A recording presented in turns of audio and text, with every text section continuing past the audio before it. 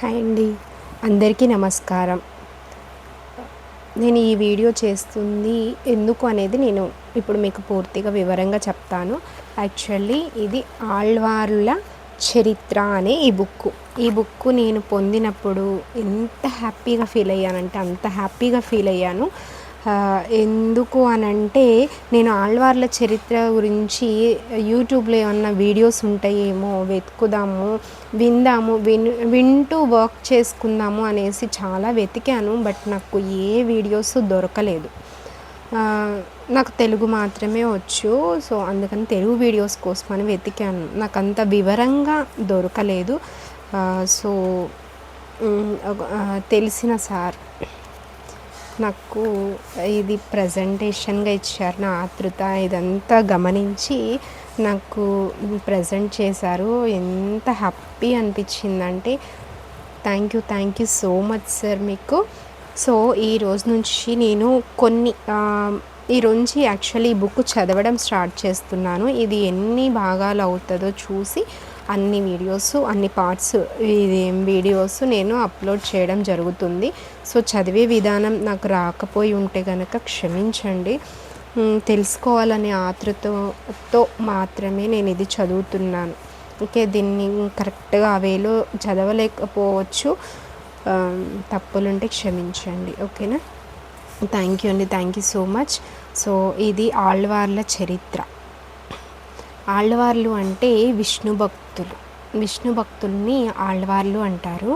శివభక్తుల్ని నాయనార్లు అంటారు.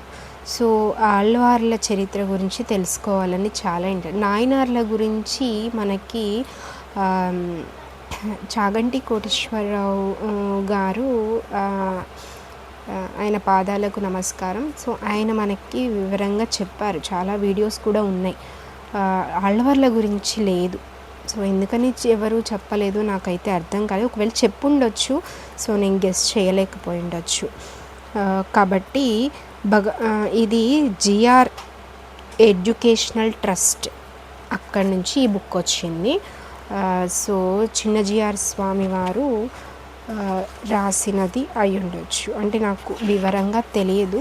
బట్ ఈ బుక్ గురించి మాత్రం నేను చదవాలి అనుకుంటున్నాను. ఓకే, పరమహంస పరివ్రాజకులు శ్రీ శ్రీ శ్రీ త్రిదండి చిన్న శ్రీమన్నారాయణ రామానుజ జిఆర్ స్వామి వారి మంగళాశాసనములతో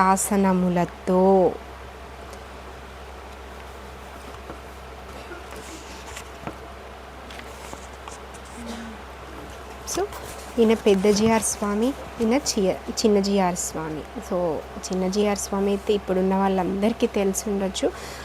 సో విష్ణు భక్తులందరికీ పెద్ద జిఆర్ స్వామి కూడా తెలిసి ఉండొచ్చు. ఓకే,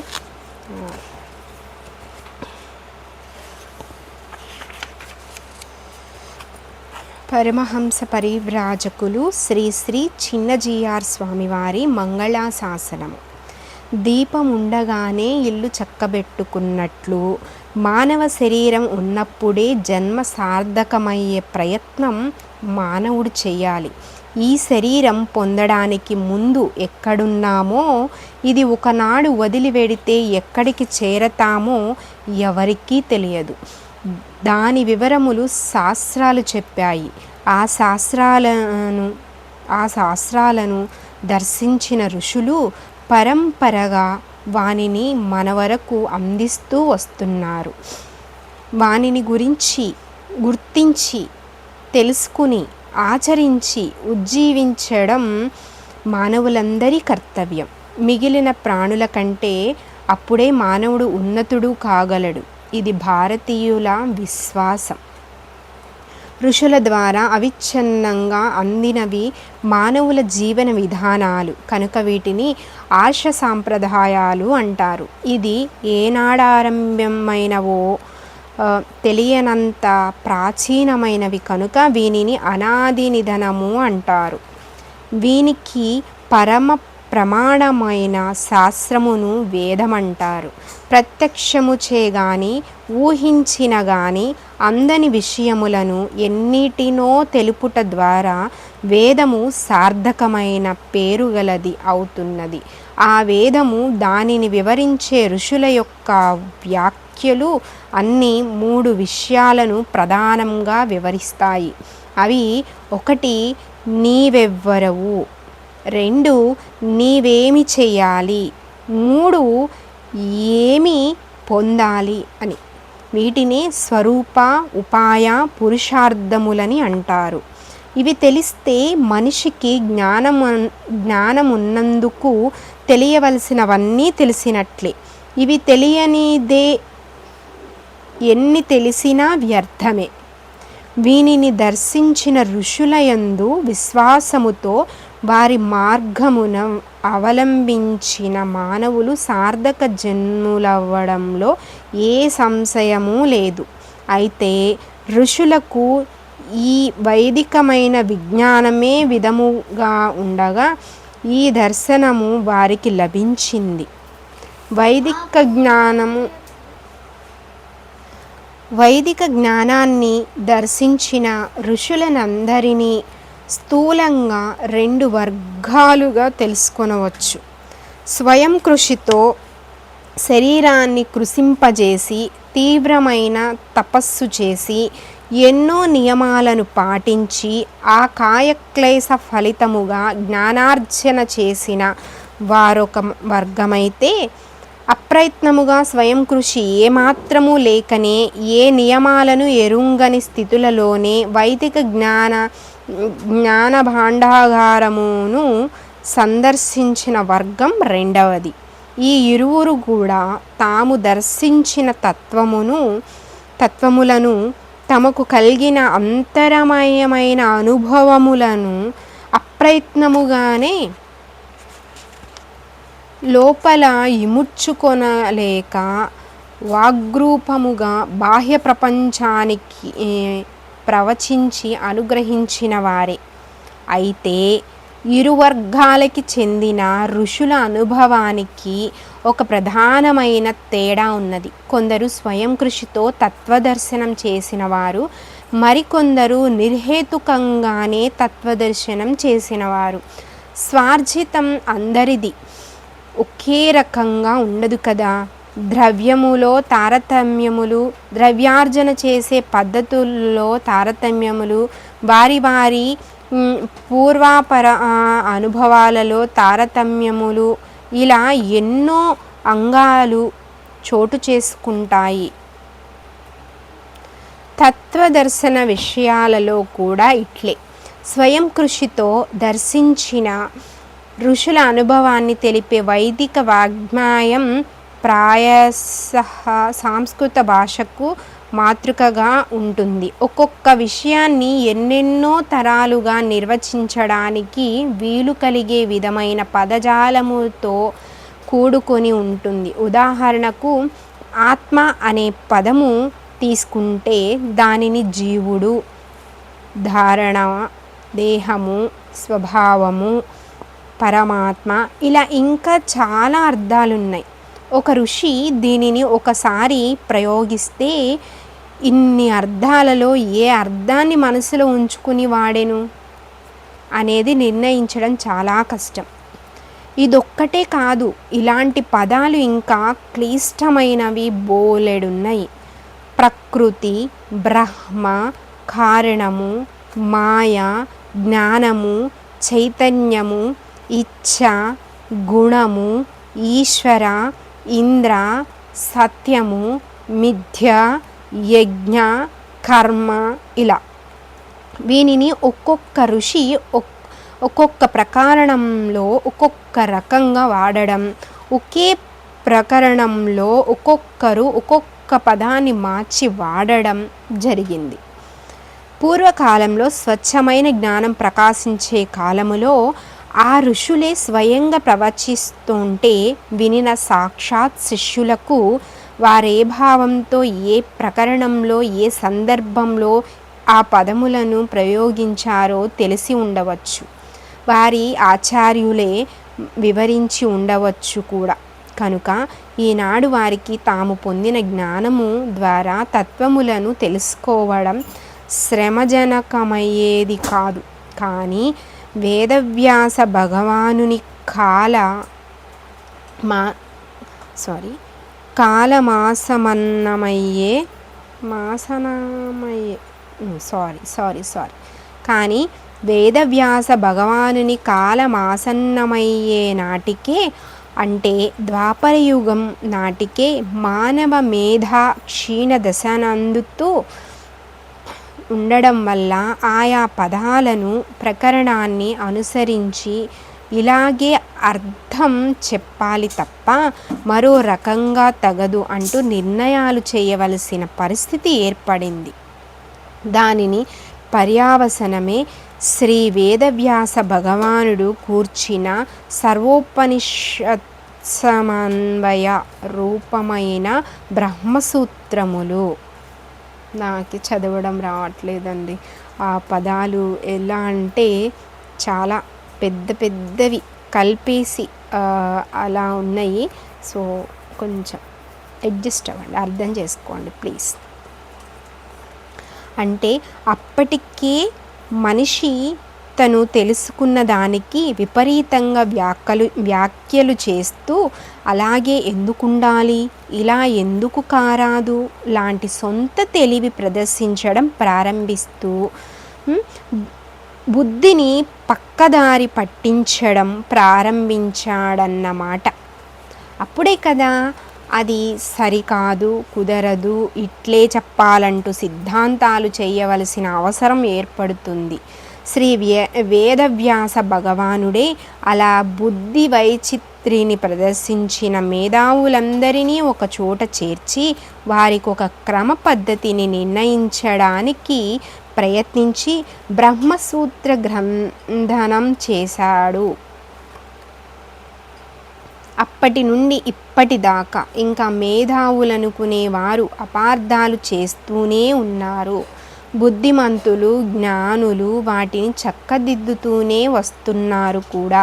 ఇదంతా ఎందుకు ప్రస్తావించడం అంటే, స్వయం కృషితో ఆ ఋషులు దర్శించడానికి ఎన్నెన్ని శ్రమలు పడ్డారో మనకు తెలియదు. కానీ దర్శించి అందించిన అనుభవ ప్రతిరూపమైన వైదిక శబ్దరాశిని సమన్వయం చేసుకోవడానికి మాత్రం అంతకంటే అధికమైన శ్రమను ఆ తరువాతి శిష్య ప్రతిశిష్యులు అనుభవించారన్న విషయం మాత్రం సత్యం. ద్వాపరయుగం నాటికి సమన్వయము చేయడం శ్రీ వేదవ్యాసుని వంటి వారికే శ్రమ సాధ్యమైనదంటే, జ్ఞానము ఉన్నట్లు మాత్రమే భాషించే ఈ కలియుగంలో పూర్వాచార సురక్షితమైన యథార్థాలను గుర్తించి సమన్వయం చేయడం ఎంత దుస్సాధ్యమో ఊహించుకోవచ్చు. దానివలనే ఎందరెందరో ఎన్నెన్నో సిద్ధాంతాలను ప్రవర్తింపజేశారు. వాటిని ఆశ్రయించిన వారు వాటితో సతమతమవుతూనే ఉన్నారు. వారికి తత్వదర్శనం సంగతేమో కానీ తగవులాటలు మాత్రం మిగిలాయి పరస్పరం. ఇది స్వయం కృషి ఫలితం. ఇక రెండో వర్గానికి చెందిన ఋషులను పరిశీలిస్తే, వారు వివిధ కాలాలలో వివిధ ప్రాంతాలలో అవతరించిన వారే అయినా స్వార్జిత తపస్సు, సాధన, ప్రయత్నం లాంటివేమీ లేకపోయినా హఠాత్తుగా వారు తత్వాన్ని దర్శించి ఆ దర్శన జనితానంద ప్రకర్షను లోపల ఇముడ్చుకొనలేక వాగ్రూపములో బయటకు అందిస్తే అది ద్రావిడ భాషమయమై లోకంలో ప్రవహించింది.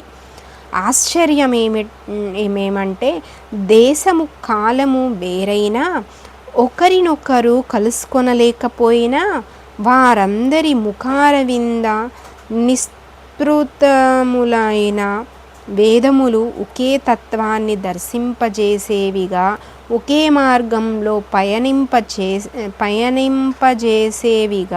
ఉన్నాయి. సంస్కృతమయ వేద సూక్తుల వలె భిన్నార్థాలను తెలిపేవిగానో, అపార్థాలను గోచరింపచేసేవిగానో ప్రకరణాలను అనుసరించి నానార్థాలను చెప్పుకోవలసినట్లుగానో లేకుండా జిజ్ఞాసులకు విస్పష్టమైన యథార్థమైన తాత్పర్యమును విశదపరిచేవైనాయి ఈ ద్రావిడ వేద సూక్తులు. అంతేగాక వేదవ్యాసాది ఋషులేది ప్రకటించారో దానితో కూడా వీరు ప్రవచించిన సూక్తులు ఏకరూపాన్ని కలిగి ఉన్నాయి. పైగా వాటికంటే సులభంగా ఉన్నాయి కూడా. దానితో వేదసారార్థమును అన్వేషించు వారులకు కూడా రెండవ వర్గానికి చెందిన ఋషులు సూక్తులే అత్యంతాదరణీయములైనాయి. ఆర్ష సాంప్రదాయాభిమానులై ఉజ్జీవించు కోరిక గల భారతీయులందరూ వీనిని ఉత్తారకములుగా స్వీకరించారు. తత్వాన్ని తెలిపే వాజ్ఞాయాన్ని ప్రబంధములుగా వ్యవహరిస్తే అందులో ఈ రెండవ వర్గానికి చెందిన ఋషుల యొక్క ప్రబంధాలను దివ్య ప్రబంధములని అంటారు. వానిని ప్రవర్తింపజేసిన ఋషులను దివ్యసూరులు అని కీర్తిస్తారు. ఋషి జీవితాలను విమర్శించరాదంటారు, కానీ అది మొదటి వర్గానికే పరిమితం. ఈ దివ్యసూరులను గురించి వారి చరిత్రను గురించి విచారిస్తే వారి మహిమ ఎంతటితో తెలుస్తుంది. వారు ప్రసాదించిన ప్రబంధము యొక్క దివ్యత్వము మనకు గోచరిస్తుంది. దివ్యసూరి చరిత అనే గ్రంథం ఆ వివరాన్ని మన ముందు ఉంచుతోంది. అసలు ఆ దివ్యసూరులెందరు? వారు 10. కలియుగంలో వారు సప్త సంఖ్యాకులైతే 3 ద్వాపరారంభంలోని వారు భూతయోగి పూదత్తాళ్వార్, 2 సరోయోగి పోయిగైయాళ్వార్, 3 మహాయోగి పేయాళ్వార్, 4 శ్రీ విష్ణుచిత్తులు పేరియాళ్వార్, 5 శ్రీభక్తిసారులు తిరుమొళిసైయాళ్వార్, 6 శ్రీ కులశేఖరాళ్వార్, 7 మునివాహనులు తిరుప్పాళియాళ్వార్, 8 శ్రీ భక్తాగ్రిరేణులు తొండరడిప్పొడియాళ్వార్, 9 పరకాలులు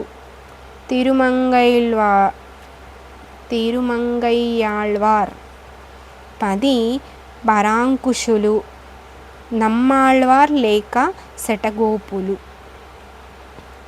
ఓకే, వీళ్ళ పేర్లు చదవడానికి కూడా నాకు తిరగట్లేదు, బట్ వీళ్ళ గురించి తెలుసుకోవాలని చాలా ఇంట్రెస్ట్ ఉండి చదువుతూ వీడియో తీసుకుంటున్నాను ఇది.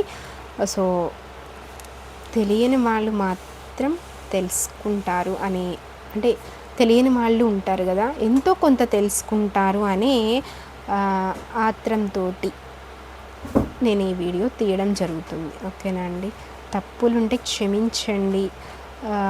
ఇందులో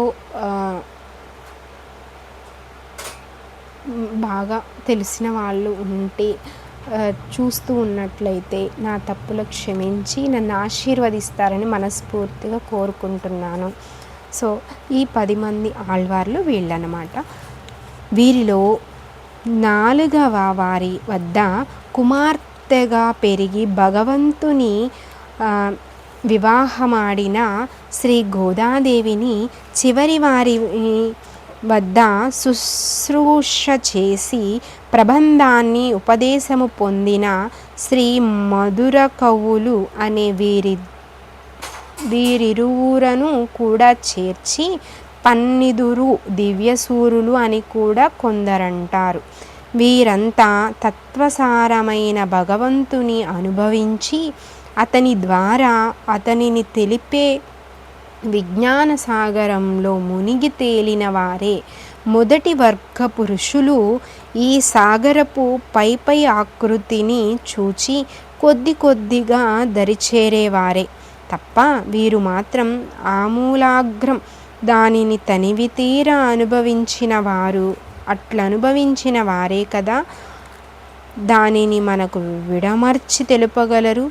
తద్వారా మనలను మృత్యు సంసారము నుండి రక్షించగలరు.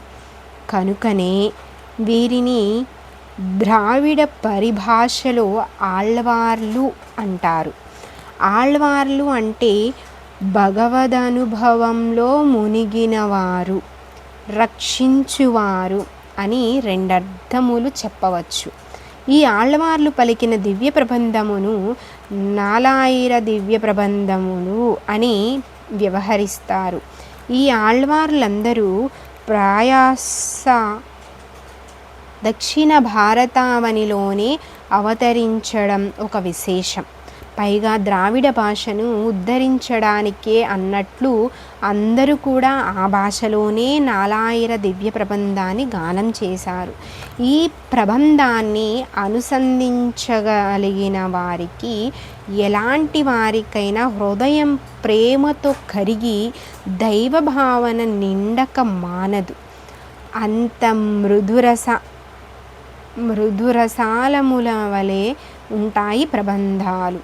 వాటన్నింటినీ అనుసంధించలేకున్నా వాటిని ప్రసాదించిన ఆ ఆళ్వార్ల యొక్క దివ్య చరితామృతాన్ని మనసారా అనుసంధించుకున్న ఒక దివ్యమైన అనుభూతి కలుగక మానదు. అంతేకాదు, భగవానుడు ఈ ఆళ్వార్ల వెంట తమ గానంతో వీరు గానం చేసిన ప్రబంధాన్ని వింటూ పరవశించి పోరాడతాడట. అలాంటి భగవానుని అనుగ్రహం మనం ఆపేక్షిస్తే ఆ భగవానుని ఆశ్రయించడం కంటే ఆ భగవానుని కూడా తమ వశమందుంచుకోగలిగిన ఈ ఆళ్వార్లను ఆశ్రయిస్తే, వీరి పాశురములను గానం చేస్తే వెంటనే ప్రసన్నుడు కాగలడు. అవి రాకపోయినా ఈ ఆళ్వార్ల చరిత్ర వైభవం, వారి ఔదార్యం తలచి అట్టి వారి సంబంధం మనకి ఉన్నదని తెలిస్తే చాలు. తెలియకపోయినా అయస్కాంత సంబంధమున్న ఇనుమును ఆ శక్తి సంక్రమించినట్లే విశ్వాసంతో ఆళ్వార్ల సంబంధమున్నదనుకున్నంత మాత్రం చేతనే వారి కృప, హృదయమందలి ఆర్ద్రత, భగవత్ కృప కూడా మనకి లభిస్తాయి. అందుకే మహోదార్య గుణసంపన్నులైన శ్రీమాన్ ఎన్.సి. కృష్ణమాచార్య స్వామివారు ఈ ఆళ్వార్ల చరిత్రలను సంక్షేపముగానైనా మన తెలుగు వారికి తెలియదలచి ఈ రచనను పూనుకోవడం మాకెంతో సంతోషాన్ని కలిగిస్తోంది. నాకు కూడా చాలా సంతోషంగా ఉంది. మళ్ళీ ఒకసారి కృష్ణమాచార్య స్వామి వారికి మనస్ఫూర్తిగా కృతజ్ఞతలు తెలియచేసుకుంటున్నాను. నేనైతే ఆయన రచించడం వల్ల ఈరోజు నేను ఇప్పుడు ఇది చదవగలుగుతున్నాను. సరస సులభ శైలిలో విషయాన్ని స్పష్టం చేయనేర్చిన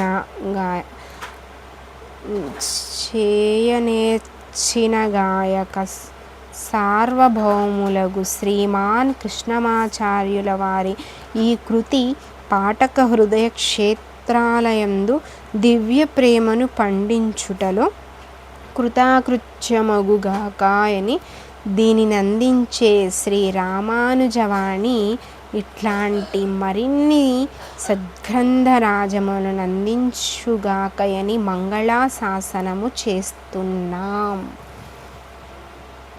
మనస్ఫూర్తిగా స్వామివారికి కృతజ్ఞతలు తెలియజేసుకుంటున్నాను.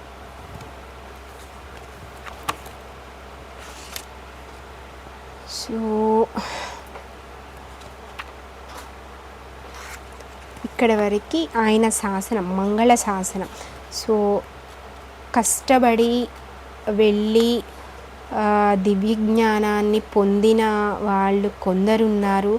వాళ్ళు చెప్పినవి తెలుసుకొని ఆచరించి దివ్యత్వాన్ని పొందిన వాళ్ళు కొందరున్నారు. సో వాళ్ళందరూ అందజేసిన ఆ యొక్క భగవాన్ తత్వాన్ని మనం ఇప్పుడు తెలుసుకుంటూ ఉన్నాము. సో మనకెవ్వరికీ పూర్తిగా భగవత్ తత్వం అనేది ఎవ్వరికీ తెలియదు. సో తెలిసినంత వరకు ఆచరించడంలో మనం వెనకడుగు వేయకూడదు. తెలిసినంత వరకు తెలిసిందే కరెక్టు అనుకొని భగవంతుడు ఉన్నాడు అని ఆయన స్వరూపాన్ని ధ్యానిస్తూ జపం చేసుకుంటూ ఆయన తత్వంలో ప్రతిదీ ఏది జరిగినా ఆయన ప్రమేయం లేకుండా ఏది జరగదు. అలా అని మనలో మన చుట్టూ ఏదో జరిగితే అది ఆయనకు నేను ఇంత నమ్మాను అంత నమ్మాను ఆయన అలా చేశారు ఇలా అది కరెక్ట్ కాదు. Okay, thank you so much. ఆయన ఉన్నారు కనుకనే ఇంతమంది ఆళ్వార్లు ఆయనతో ఎలా భక్తిగా ఇప్పుడు మనం నేర్చుకునేది అదే. మనం భగవంతునితో ఎలా భక్తిగా ఉండాలి, ఆయన తత్వంలో మనం ఎలా మునిగిపోవాలి అనేది మనం తెలుసుకోవడం. ఆళ్వార్లు భగవంతునితో ఎలా ఉన్నారు, ఎలా ఉండగలిగారు. అప్పుడు ఇన్ని సౌకర్యాలు వాళ్ళకి లేవు, కానీ మనకు అన్ని సౌకర్యాలు ఉన్నా కూడా భగవంతునిలో ఆ తత్వాన్ని తెలుసుకోలేకపోతున్నాం, అలా ఆచరించలేకపోతున్నాం, అలా ఉండలేకపోతున్నాం. కాబట్టి కనీసం వీళ్ళు ఎలా ఉన్నారు అనేది మనం తెలుసుకోగలిగితే అలా నేను ఎందుకు ఉండలేకపోతున్నాను, నేను కూడా ఇలా ఉండాలి అని వాళ్ళంతా మనం చేయలేకపోయినా వాళ్ళ అనుగ్రహంతో వాళ్ళ ఆశీస్సులతో ఎంతో కొంత మనం నేర్చుకుని ఆ ప్రయత్నంగా భగవంతుని ధ్యానంలో ఆయన యొక్క తత్వాన్ని తెలుసుకుని ఆయనతో జీవించడం, ప్రతి క్షణం ఆయనలా ఉండడానికి ప్రయత్నించడం, ఆయన తత్వాన్ని తెలుసుకుని ఆ తత్వాన్ని అలవర్చుకోవడానికి మనం ప్రయత్నిద్దాం. ఓకే, ఇప్పటి వరకు మనం మంగళశాసనం చదివాము. సో నెక్స్ట్ వీడియోలో తర్వాతి ఆళ్వార్ల చరిత్రలు స్టార్ట్ అవుతాయి.